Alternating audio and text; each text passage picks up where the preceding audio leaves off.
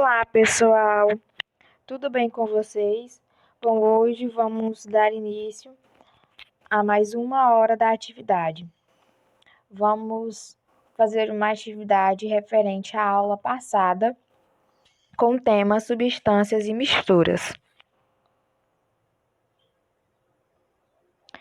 Vamos para a atividade de hoje. Primeira questão: por que é importante conhecer as propriedades específicas da matéria, das diferentes substâncias? Mas, professoras, que propriedades seriam essas? No caso, seriam densidade, ponto de fusão, ponto de ebulição e dentre outras. Bom, essas propriedades da matéria são importantes porque através delas é possível identificar uma substância pura observando suas propriedades específicas, como o ponto de fusão, o ponto de ebulição, que são o mesmo para qualquer amostra de substâncias puras nas mesmas condições. Também se usa esse conhecimento para separar as diferentes substâncias de uma mistura. Segunda questão: quais são as técnicas usadas para separar e isolar todos os componentes da seguinte mistura? 1 colher de sopa de sal, meia xícara de areia e 1 litro de água. Bom, a areia não se dissolve na água, portanto, pode ser separada pelo processo chamado de decantação, que se deposita no fundo do recipiente, ou por filtração. Já a separação da água e do sal dissolvido pode ser feita por destilação ou por outro processo chamado de evaporação. Terceira questão: você conheceu neste capítulo alguns métodos para separar misturas, como destilação simples, destilação fracionada, catação, decantação, separação magnética, dissolução fracionada, seguida de destilação ou evaporação. Agora no caderno, indique os métodos que podem se aplicar a cada caso. Letra A: óleo e água, decantação. Letra B: sal e areia, dissolução fracionada, seguida de destilação ou evaporação. Letra C: arroz e feijão, catação ou peneiração. Letra D: álcool e água, destilação fracionada. Letra E: farinha e arroz, peneiração ou catação. F: limalha de ferro e açúcar, separação magnética. Água e sal, destilação simples ou evaporação. Quarta questão: misturou-se um pouco de água salgada com óleo de cozinha. No esquema abaixo, os processos utilizados para a separação dos componentes da mistura estão representados pela letra A e B.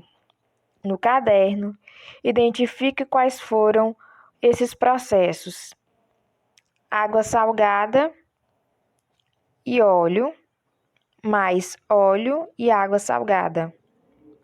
Água salgada mais água e sal. Bom, a A é considerada decantação e a B, destilação. Quinta questão: as caixas d'água devem ser limpas periodicamente, pois, com o tempo, forma-se uma camada de lama ou barro no fundo delas. Que processo de separação de mistura ocorre em casos como esse? Justifique sua resposta.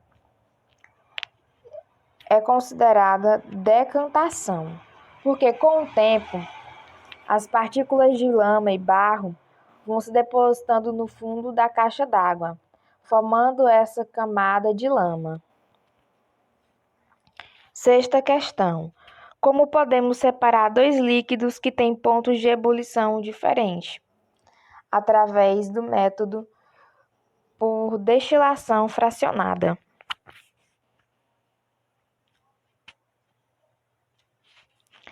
Sétima questão. O que são transformações químicas? Bom, nós vimos na aula anterior que cada substância mantém suas propriedades originais, mesmo após ser misturadas a outras. Ao misturarmos água com areia, por exemplo, a água e a areia mantêm propriedades que tinham antes de serem misturadas, e dizemos então que houve um fenômeno físico. Mas, ao levar a mistura ao forno, após algum tempo ela ficará diferente, tornando-se um bolo. Nesse caso, ocorreram transformações químicas, isto é, reações químicas entre os ingredientes do bolo, produzindo novas substâncias com novas propriedades. Neste caso, houve um fenômeno químico. Então, as transformações químicas ou reações químicas alteram a natureza da matéria e, consequentemente, suas propriedades específicas, como a densidade, o ponto de fusão e de ebulição. Questão: o que são misturas homogêneas e heterogêneas? Bom, considere duas misturas, uma de água e areia e a outra de água e sal. Aí vocês devem estar se perguntando, mas professora, qual é a diferença entre elas? Bom, quando a mistura de água e areia é agitada, podemos ver grãos de areia espalhados na água. Logo em seguida, a areia se deposita no fundo, e então é possível distinguir os componentes da mistura a olho nu. Ou seja, nesse caso, temos uma mistura heterogênea. O granito e a mistura de óleo e água são, por exemplo, misturas heterogêneas. Nelas é possível distinguir visualmente as diferentes substâncias presentes na mistura. E enquanto a mistura de água e sal, professora? Bom, se adicionarmos a um copo de água uma pitada de sal e mexermos o líquido, o sal se dissolve e teremos uma mistura em que não é possível distinguir os componentes a olho nu, nem com o uso de lentes que ampliam a imagem. Portanto, dizemos que essa mistura é uma mistura homogênea, também chamada de solução de água e sal. O soro fisiológico, por exemplo, é uma solução de água e sal, que contém 9 gramas de sal por litro, e ele é usado, por exemplo, em hospitais e em alguns casos de desidratação. Nona questão. Defina soluto e solvente. Bom, nas soluções, como água e o sal, ou água e açúcar, há um soluto, que no caso é o sal ou açúcar, que é a substância que se dissolve. E também há um solvente, que é a água, que é a substância que dissolve o soluto. As soluções em que a água e o solvente são chamadas de soluções aquosas. Também há soluções gasosas. A quantidade de soluto em relação à quantidade de solvente pode variar em uma mistura. Se adicionarmos uma quantidade muito grande de água e sal, chegaremos a um ponto em que o soluto não se dissolve mais e se deposita no fundo do recipiente. A mistura então passa a ser heterogênea. Substâncias puras são aquelas constituídas somente por um tipo de constituinte e possuem pontos de fusão e ebulição constante a de uma dada pressão, além de densidade bem definida em determinada pressão e temperatura. Quais são as técnicas utilizadas para a separação dos componentes das misturas? Bom, tem a dissolução fracionada, filtração, destilação, decantação, evaporação, catação, peneiração, levigação, ventilação, separação magnética,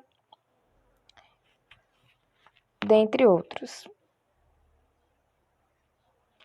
Obrigado e um ótimo fim de tarde a todos.